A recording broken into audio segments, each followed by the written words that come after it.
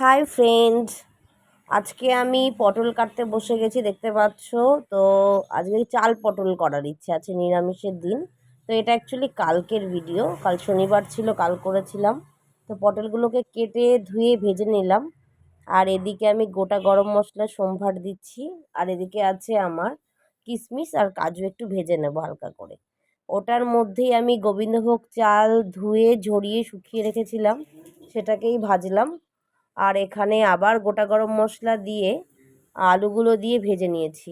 আর এখানে পেস্ট নিলাম, ধনে গুঁড়ো, জিরে গুঁড়ো আর লঙ্কার গুঁড়ো, একটু একটা পেস্ট বানিয়ে নিয়েছি, সেটাই আলু ভাজার মধ্যে দিয়ে দিলাম। দিয়ে মশলাটা কষাবো। এর মধ্যে আর একটু আদা দিলাম, আর দেব টমেটো কুচি। তো দিয়ে আমি কষাবো, কষিয়ে একটু আলুগুলো সেদ্ধ হবে। নুন দিলাম, দিয়ে কষাতে অল্প একটু জল দিয়ে কষাবো, অল্প অল্প জল দিয়ে। আলুগুলো একটু সেদ্ধ হয়ে গেলে সেই চালটা যা ভেজে রেখেছিলাম, গোবিন্দভোগ চালটা, সেটা দিয়ে দেব।